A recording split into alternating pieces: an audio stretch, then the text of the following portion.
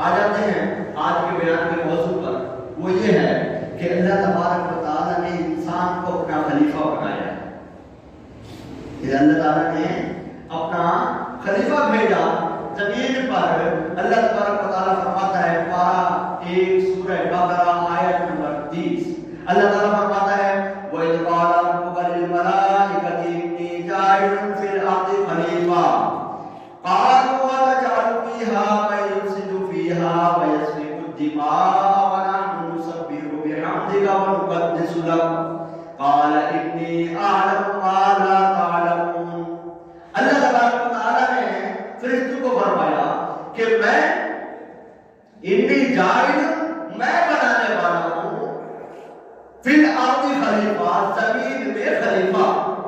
اب فرشتوں نے عرض کیا اتجعل فیہا، یا اللہ تو زمین میں اسے خلیفہ بنائے گا میں یفسد فیہا، جو اس میں فساد پھیلائے گا، ویسفک الدماء، اور خون ریزی کرے گا، ونحن نسبحک، حالانکہ ہم تو تیری تسبیح بیان کرتے ہیں، ونقدس لک، اور تیری تقدیس بیان کرتے ہیں۔ قال انی اعلم ما لا تعلمون، فرمایا جو میں جانتا ہوں وہ تم نہیں جانتے، فرمایا جو میں جانتا ہوں وہ تم نہیں جانتے ہو۔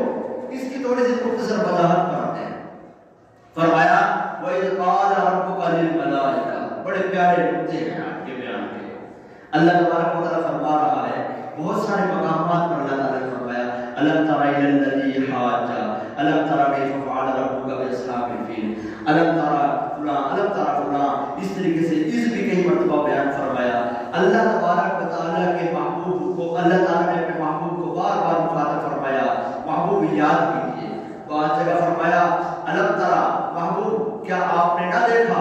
ہر سمجھدار آدمی یہ بات سمجھ سکتا ہے کہ معمولی عقل رکھنے والا بھی یہ بات سمجھ سکتا ہے کہ وہ واقعہ یاد کرو، یا وہ واقعہ جو تم نے دیکھا تھا وہ اس وقت اس کو کہا جاتا ہے جب اس کو اس واقعے کا پتہ ہو۔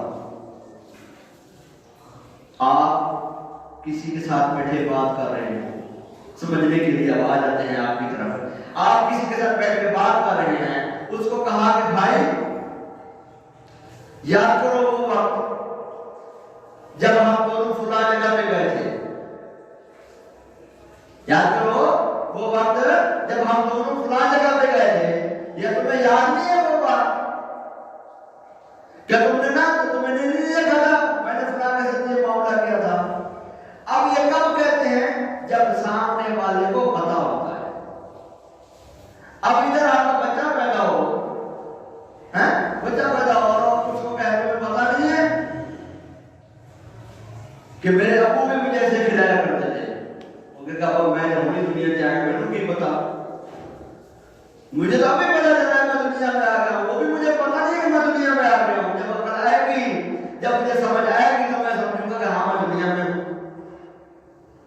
تو اب یہ جو علم ترا ہے، وَإِذْ قَالَ ہے، یہ کب ہوتا ہے؟ اس کا استعمال اس وقت ہوتا ہے جب سامنے والے کو بات کا پتہ ہو، سامنے والے نے بات دیکھی ہو۔ اسی طرح سے غور فرمائیے کہ ہمارے آقا صلی اللہ تعالی علیہ وسلم کی کتنی پیاری شان ہے کہ اللہ تبارک و تعالیٰ مصطفیٰ کریم صلی اللہ علیہ وسلم کو صدیوں پہلے واقعات کو، صدیاں گزر گئی واقعات کو، پہلے کے واقعات کو بیان فرماتا ہے، تو فرماتا ہے کہ اے محبوب کیا آپ نے نہ دیکھا؟ اے محبوب اس وقت کو یاد کیجیے جب فرشتوں کو رب نے فرمایا تھا۔ اس سے پتہ چلا کہ آقا صلی اللہ تعالی علیہ وسلم کی شان یہ ہے کہ آپ دنیا میں اگر کے تمام انبیاء کرام علیہ السلام کے بعد تشریف لائے، لیکن آپ علیہ السلام اللہ پاک نے آدم علیہ السلام کی پیدائش سے پہلے بھی آدم علیہ السلام کی خلافت کا اعلان فرمایا، اور محبوب ذیشان صلی اللہ تعالی علیہ وسلم کا نور مبارک اس وقت پیدا ہو چکا تھا، اور اس سارے معاملے کو ملاحظہ فرما رہا تھا۔ بھئی کیوں فرما دیا کہ آپ نے نہ دیکھا؟ آپ کو پتہ نہیں ہے، یاد کرو وہ وقت۔ کیسے کہا؟ اللہ تبارک و تعالیٰ کو غلط بیان تو نہ کرے، وَلَا بِاللَّهِ تعالیٰ، یہ تو سوچ نہیں بن سکتی۔ تو اب یہ ساری باتیں اللہ تعالیٰ کا فرما دینا، اور خود سید عالم صلی اللہ تعالیٰ علیہ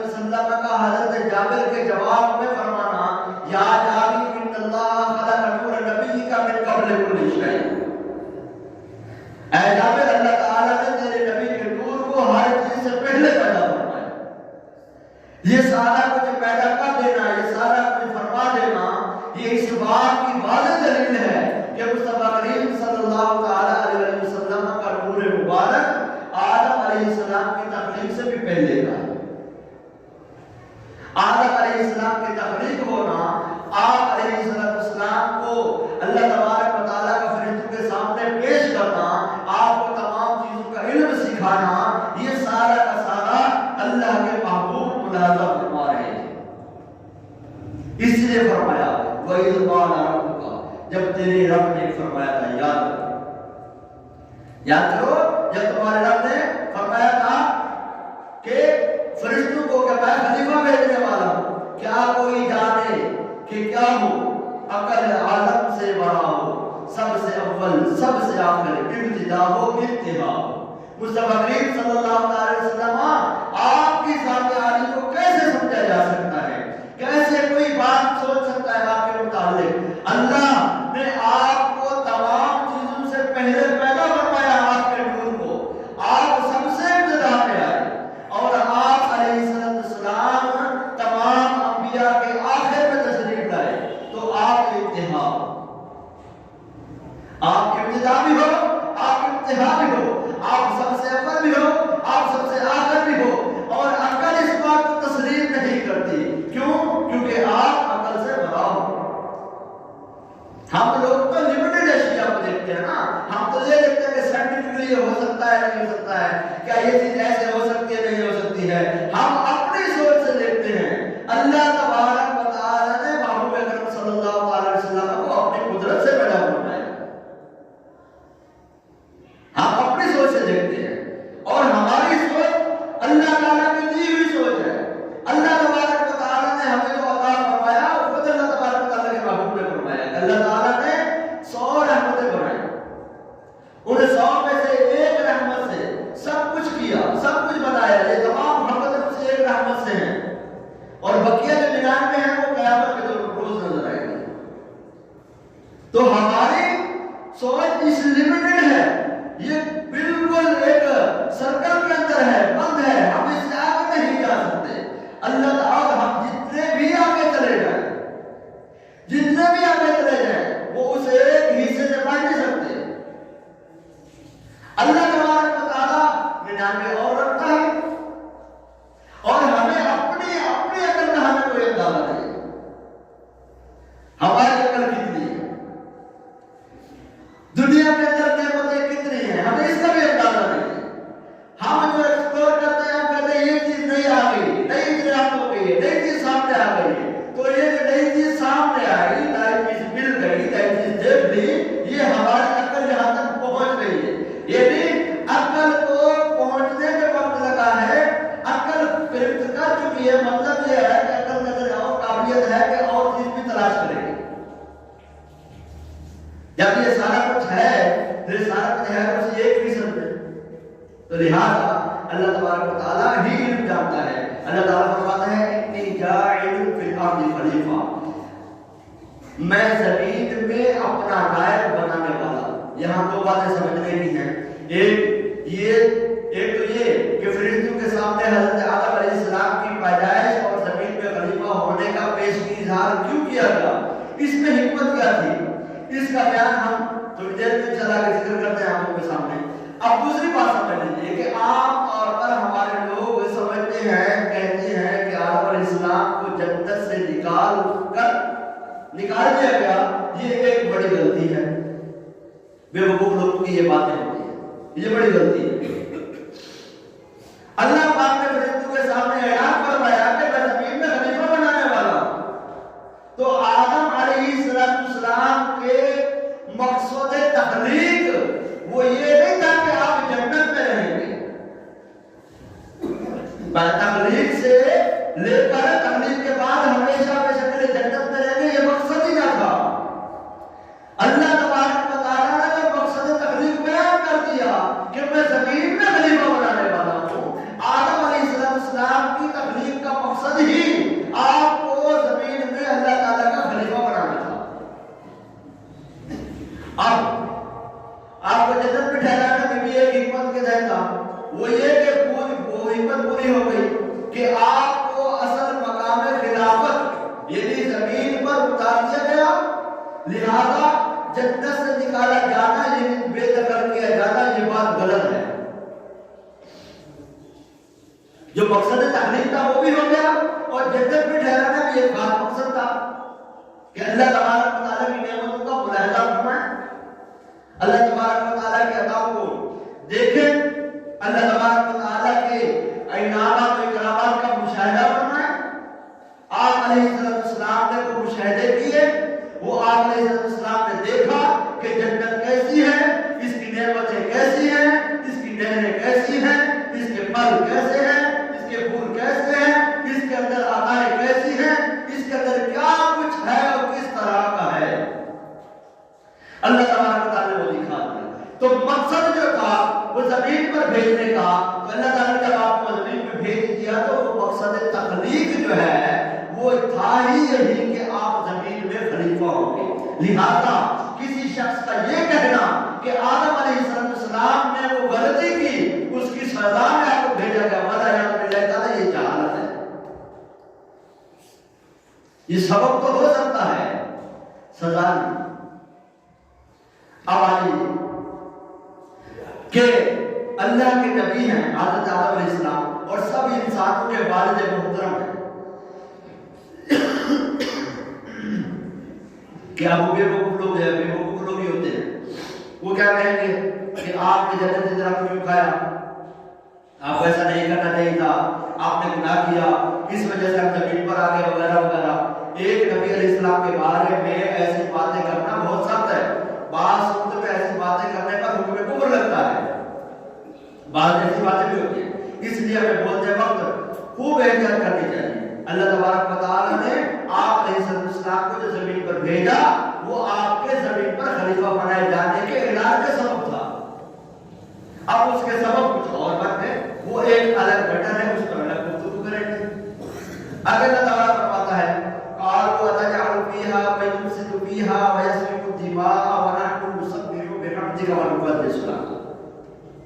اب تو فرشتوں نے عرض کیا, انہوں نے کہا کیا زمین میں اسے نائب کرے گا, اسے اپنا خلیفہ بنائے گا جو اس زمین میں فساد پھیلائے گا اور خون بہائے گا, حالانکہ ہم تیری حمد کرتے ہیں, تیری تسبیح کرتے ہیں, تیری پاکی بیان کرتے ہیں. اب فرشتوں نے جو یہ بات کی ہے وہ کیوں کی؟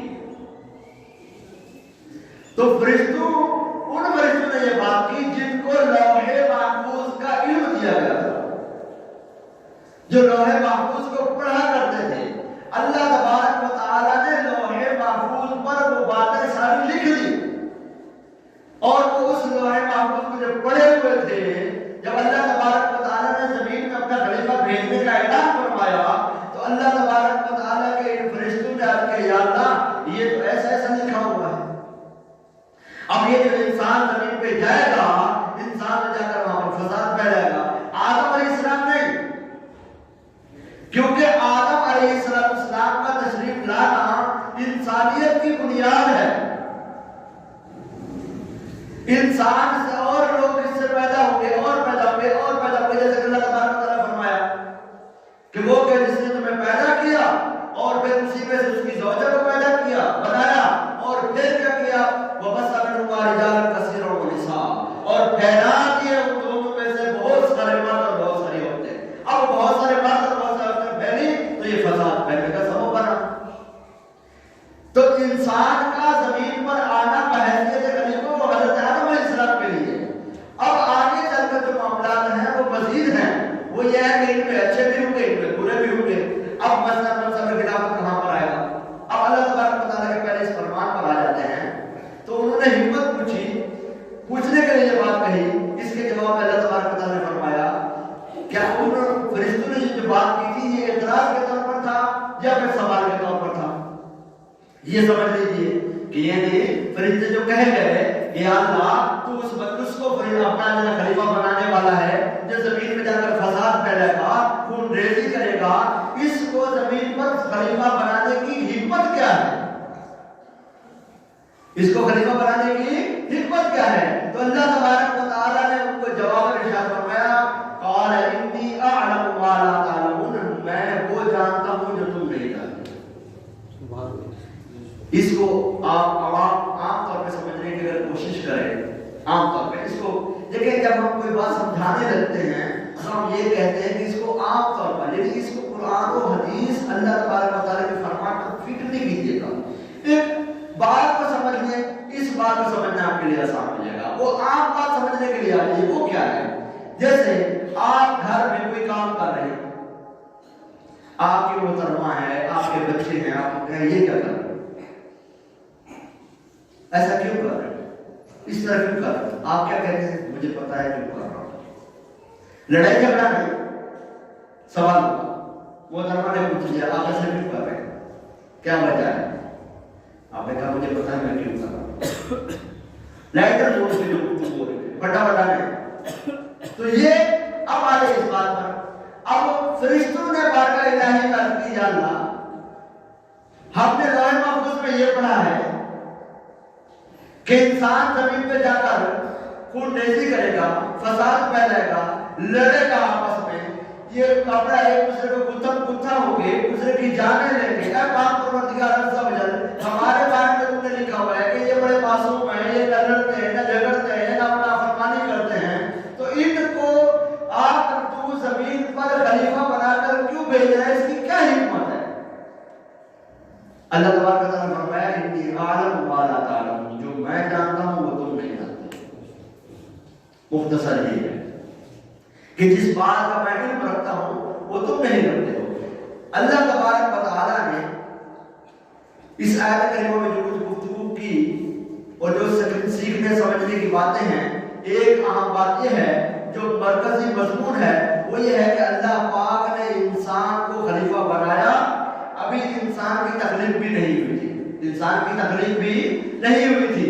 اس سے پہلے انسان کا جو تصور کرایا گیا تھا وہ یہ تھا انی جاعل فی الارض خلیفہ, میں زمین میں خلیفہ بنانے والا. یہ نہیں تھا کہ انسان کیسا ہوگا, اس کی 2 ٹانگیں ہوں گی, اس کے باڈی اسٹرکچر ایسا ہوگا, اس کے 2 ہاتھ ہوں گے, اس کی 2 آنکھیں ہوں گی, 2 کان ہوں گے, ایک ناک ہوگا, ایک زبان ہوگی, تو 32 دانت ہوں گے. ایک جب وہ اس طریقے سے یہ سوچے گا, اس طریقے سے چلے گا, یہ ارادہ کرے گا تو پکڑ لے گا. یہ ساری ڈیفینیشن, یہ ساری چیزیں ان کے علم میں نہ تھی. فقط یہ تھا کہ زمین میں خلیفہ بنانا ہے. اب فرشتوں نے اللہ تعالیٰ سے وہ حکمت مانگی, پوچھی, تو اللہ تعالیٰ نے جواب دیا, تعارف یہ کرا دیا. تو صحابی رسول اللہ حضرت عبداللہ بن مسعود رضی اللہ تعالیٰ فرماتے ہیں, اور حضرت عبداللہ بن عباس رضی اللہ تعالیٰ اس تفسیر میں فرماتے ہیں ذالک الخلیفۃ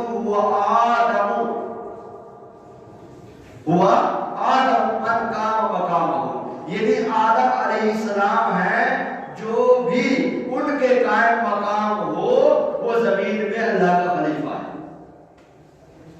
یہ خلیفہ کون ہے؟ آدم علیہ السلام ہے, اور جو ان کے قائم مقام ہو وہ اللہ کا خلیفہ ہے. اور میں کرام فرماتے ہیں زمین پر سب سے بڑے خلیفہ آقا عالم صلی اللہ تعالی علیہ وسلم ہیں.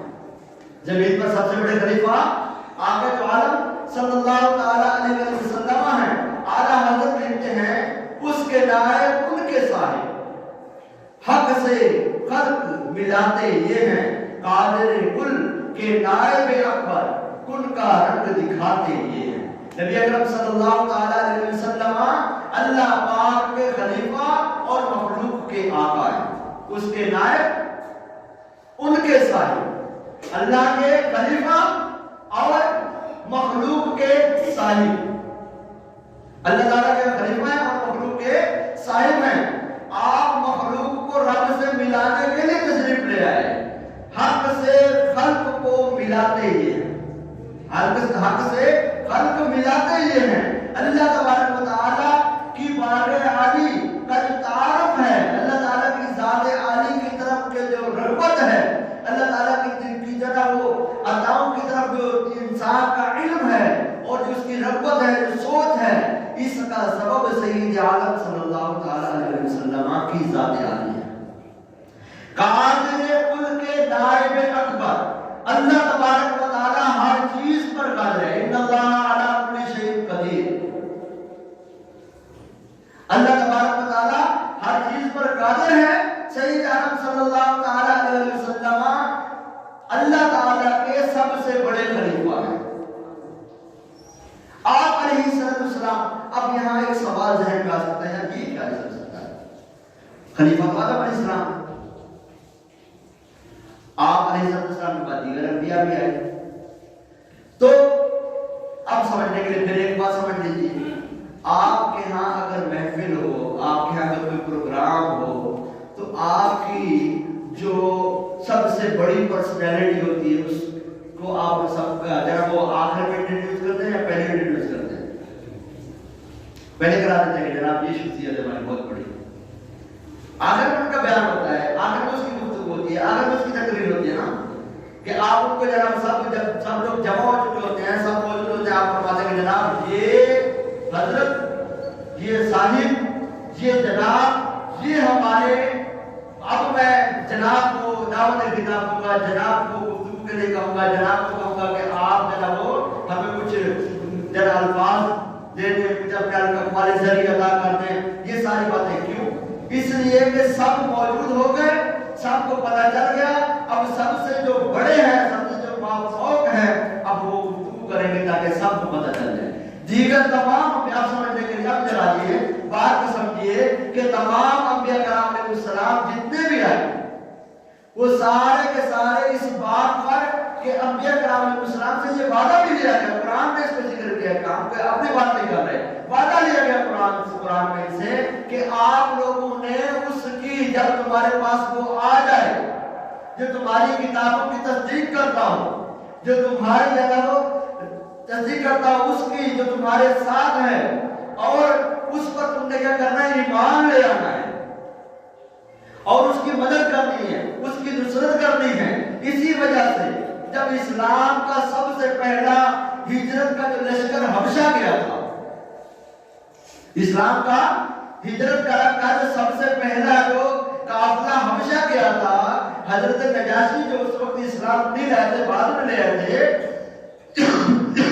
उनकी बारगाह में, तो पीछे से कुफारे कुरैश भी गए, इन्होंने कहा था ये बात क्या है, ये हमारे यहाँ शरारतें करते हैं, जरा फसाद फैलाते हैं, हमारे लोगों को बुरा भला कहते हैं, जिनको हमारे हवाले करते हैं। तो हजरत नजाशी ने कहा कि बुलाओ साहब, उस वक्त तक मैं तुम्हारे हवाले नहीं करूंगा जब तक मैं इनकी बात से बात नहीं सुन लूंगा, ये कहना क्या चाहते हैं। तो उसने बुलाया इनको, हजरत जाफर बिन अबू तालिब और आपके साथ दीगर सहाबा कराम रिज़वान, उस काफिले में बीबी रुकैया ज़ौजा उस्मान गनी रज़ियल्लाहु ताला अन्हु वो भी साथ थी। तो ये मुहाजिरों का काफिला ये गया और वहां जाकर इन्होंने जनाब वो मौजूद थे वहां पर, तो इनको हजरत नजाशी ने बुलाया, बुलाकर कहा कि क्या मसला है तुम्हारा, न तुम मेरा दीन इख्तियार करते हो, न दीगर दीनों को इख्तियार करते हो, और तुमने कौन सा दीन लेकर आ गए हो जिसकी वजह से तुम जरा सबके दुश्मन हो गए हो, सब तुम्हारे दुश्मन हो गए। उन्होंने कहा हम जाना ये हम गुनाह किया करते थे, हम रिश्तेदारियां खत्म करते थे, हम शराबें पीते थे, हम जुल्म करते थे, हम एक दूसरे का माल खाते थे। अल्लाह ताला ने हमसे एक नबी भेजा जिसने हमें इन सब चीजों से मना किया, हम उस पर ईमान ले आए, हम उसका कलमा पढ़ते हैं, इस वजह से ये लोग हमारे दुश्मन हो गए। तो उन्होंने कहा अच्छा अगर ये बात है तो फिर एक काम करो, जो कुरान है तुम्हारा वो तुम मुझे सुनाओ। तो सूरह मरियम की इब्तिदाई आयत मुबारका में से हजरत जाफर बिन अबू तालिब ने वो आयत सुनाई, तो इस पर सुनते ही वो सारे रोने लग गए। हजरत नजाशी और आपके गिर्द बैठे हुए जितने भी आप उस वक्त दरबारी थे, ये जितने भी राहिब थे, वो सारे रोने लग गए और ये कहने लगे कि हम तो इससे पहले ईमान ला चुके थे, इससे पहले हम ईमान ला चुके थे। तो अब क्या है, इसलिए कि उन लोगों के तौरात पर, इंजील पर, ज़बूर पर ईमान लाने का तकाज़ा ही यही था कि जब ये आखिरी नबी आएंगे तुम सबने अपना दीन नहीं इनके दीन पर आ जाना, तुम सबने इनका कलमा पढ़ना है, तुम सबने इनकी तारीफ करनी है, इनकी मदद नुसरत करनी है। तो वो सारे के सारे मुसलमान, सारे के सारे इसकी तस्दीक कर दी उन्होंने, कहा हम इससे पहले मुसलमान थे। फिर यही लश्कर जब बारगाह रिसालत में आया, इनका 30 अफराद से ज़ायद का लश्कर जब बारगाह रिसालत में, उस वक्त कि जब शाम अबी तालिब में मुसलमान बंद थे और रसूल अकरम सल्लल्लाहु अलैहि वसल्लम से सोशल बाइकॉट चल रहा था, उस वक्त जब ये सारे के सारे आए, ये 30 लोग समंदरी रास्ते से आए थे, तो इन्होंने आकर मुस्तफा करीम सल्लल्लाहु अलैहि वसल्लम से दीन के मुतालिक बातें सुनी, सीखी। आप सल्लल्लाहु अलैहि वसल्लम ने उनको कुरान सुनाया, तो उन सबने मुसलमान होने का ऐलान कर दिया। जब मुसलमान होने का ऐलान किया तो आपको जानने का कि मैंने तो तुम लोगों से बड़ा बेवकूफ भी नहीं देखा है, तुम आए थे इसके दीन को चेक करने के लिए कि इसका दीन कैसा, तुम लोग यहाँ मुसलमान हो गए हो, घर जाके क्या बताओगे? तो लगा हम हमारा से झगड़ा ही नहीं, हम इस्लाम ले आए हैं। और मकसद क्या था उनके आने का? वो ऐलान करने आए थे कि ये जो नबी हैं, नबी बरकत हैं, हम मरियम पर ईमान लाए हैं। तो हर आने वाले दीन का, हर आने वाले नबी का बेइज्जत का जो मकसद था एक कि अकीदा एक ही रहेगा। आदम अलैहिस्सलाम की तकलीफ से लेकर मुस्तफा करीम सल्लल्लाहु अलैहि वसल्लम की बेइज्जत तक तमाम अंबिया कराम अलैहिस्सलाम का अकीदा एक ही है कि अल्लाह पाक रखता है। अल्लाह तबारक व तआला हमारा मालिक है, हमारा खालिक है, हमारा राज़िक है, उसके कोई शरीक नहीं है। ये तमाम मुसलमानों का अकीदा है। और फिर इसी अकीदे की बुनियाद पर आगे चले, लेकिन शरीयतें तब्दील होती रहे। शरीयतें किस तरह तब्दील होती रहे? अहकामात तब्दील होते रहे। किस तरह अहकामात तब्दील होते रहे कि किसी ने हफ्ते को शिकार नहीं करना है, किसी ने जनाब जो है ना आपने नमाज खुदा वक्त में पढ़नी है, किसी ने चर्बी नहीं खानी, किसी ने जनाब अगर कपड़ा नजासत वाला हो जाए तो उसको काट के फेंक देना है, उसको इस्तेमाल नहीं कर सकते हो। अगर गुनाह कर दिया तो एक दूसरे को कत्ल करना है। किसी शरीयत में आया कि तुमने किसास में बंदा कत्ल करना है, माफ नहीं कर सकते हो। किसी शरीयत में आया कि तुम जनाब किसास में बंदा नहीं कत्ल करोगे, तुम माफ कर दोगे। अब ये अहकामात तब्दील होते रहे, अहकामात बदलते रहे, लोगों के लिए मामलात और इबादत बदलती रही, लेकिन दीन एक ही रहा और इसी दीन की तकमील होती रही। ज़मीन पर सबसे बड़े खलीफा मुस्तफा करीम सल्लल्लाहु अलैहि वसल्लम, सबसे बड़ा दीन, सबसे बड़ी शरीयत वो शरीयत इस्लामी है। अल्लाह तबारक व तआला ने इसलिए फरमाया अल-यौमा अकमलतु लकुम दीनकुम व अतममतु अलैकुम निअमती व रदीतु लकुम इस्लाम दीना। आज के दिन मैंने तुम्हारे लिए दीन मुकम्मल कर दिया और मैंने तुम पर अपनी नेमत तमाम कर दी और तुम्हारा दीन मैंने इस्लाम के तौर पर पसंद करवा दिया। तो तमाम अंबिया कराम अलैहिस्सलाम हुजूर अकरम सल्लल्लाहु अलैहि वसल्लम के खुलाफा हैं। आपसे पहले आए, इंतजामात किए इन्होंने आकर लोगों को हिदायतें दी, लोगों को आकर बताया। हजरत ईसा अलैहिस्सलाम ने यही बयान किया कि जब मैं चला जाऊंगा मेरे बाद एक ऐसा नबी आएगा जिसका नाम अहमद होगा, उसके ये फजाइल होंगे, तुम लोगों ने उस पर ईमान लाना है।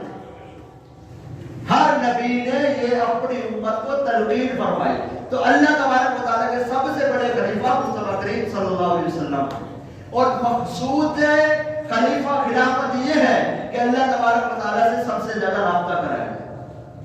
और इसीलिए मुस्तफा करीम सल्लल्लाहु अलैहि वसल्लम के बड़े फज़ाइल और कमालात हैं, लेकिन वक्त भी गुंजाइश नहीं है। अल्लाह ताला से दुआ है अल्लाह ताला हमें इल्म और अमल की बरकत अता फरमाए। लाज़मी तौर पर मैं एक चीज आपको अर्ज करना चाहूंगा, लाज़मी तौर पर एक चीज ध्यान में रखें कि आप लोगों को अजीबोगरीब किस्म की गुफ्तगू की जाती है, सब जगह बातें की जाती है कि जनाब ये है वो है वो है वो है, ये दीन में ऐसी ऐसी बातें, मौलवी साहब बैठकर ऐसी ऐसी बातें करते हैं, कोई अपने जनाब वो सोशल रिलेशन की बात नहीं करते, कोई जनाब वो दीन कोई दोस्ती मोहब्बत की बात नहीं करते, जनाब ये बात करते हैं। एक तो है ही गलत, इस्लाम तमाम का तमाम अमन है। दूसरी बात, आज दुनिया भर में जितनी भी जंगें हो रही हैं वो मजहब की बुनियाद पर या तो जंगें हो रही हैं या जंग की तैयारियां हो रही हैं। अगर हिंदू हैं तो हमारे भारत के लिए तैयारियां कर रहे हैं, यहूद हैं तो वो थर जंगल के लिए इंतजाम कर रहे हैं। अगर इस आप चले जाए यूरोप की तरफ तो वो आपको जनाब वो आपके दीदी हुलिये और शियार का मजाक उड़ा रहे हैं, लेकिन हम है कि गफलत की नींद सो रहे हैं। हम लोगों को अपना दीन अपनी औलाद को बताना जरूरी है। इबादत, कुरान, दीन सिखाना जरूरी है। अगर हमने ये चीजें अपनी औलाद को ना बयान की, ये बातें अपने औलाद को ना सिखाई, तो नतीजा क्या निकलेगा? नतीजा ये निकलेगा कि हम लोगों की इस गफलत की वजह से हमारे बच्चे बेराह हो जाएंगे। लिहाजा मकसद खिलाफत के ऊपर अल्लाह तबारक व तआला ने जो हजरत आदम अलैहिस्सलाम को मबूस फरमाया, इसका ये मतलब हरगिज़ नहीं है कि ये सजा के तौर पर है। इसका ये मतलब हरगिज़ नहीं है कि आदम अलैहिस्सलाम की जो तख्लीक हुई है वो जनाब वो तो जन्नत में हम सब रहते, ये तो जनाब आदम अलैहिस्सलाम ने गलती कर दी जिसकी वजह से हम सब के सब यहाँ पे फंस गए। अजीब व गरीब किस्म के काम कर लोग आपको बोलते हुए दिखाई देंगे। लिहाजा आदम अलैहिस्सलाम की तख्लीक का मकसद ही जमीन पर आना था। तमाम इंसान के तकलीफ का मकसद ही जमीन पर आना था। आप आमाल अच्छे कीजिए, नेक आमाल कीजिए, वापस अपने दारुल जज़ा में चले जाइए, आपको जन्नत मिलेगी। अल्लाह तबारक व तआला की रिज़ा वाले काम कीजिए, आपको दोज़ख से नजात रहेगी। आप नमाज अदा कीजिए, 5 वक्त नमाज अदा कीजिए, नेकी की दावत दीजिए, अपने बच्चों को नेकी की दावत दीजिए, अपने मोहल्ले वालों को नेकी की दावत दीजिए। ये हरगिज़ ना सोचिए कि जनाब कोई आएगा, आकर हमें बचाएगा, तो उठाएगा, तो नमाज पढ़ेंगे, वरना तो पड़े रहेंगे। ये जरूरी नहीं। ये जो उठाने आ रहा है, ये उसको सवाब है। आप उठिए, अपने घर वालों को उठाइए, आपको सवाब है। अल्लाह ताला हम सब पर रहम फरमाए, हमें दुनिया आखिरत की भलाई अता फरमाए। इन अमल की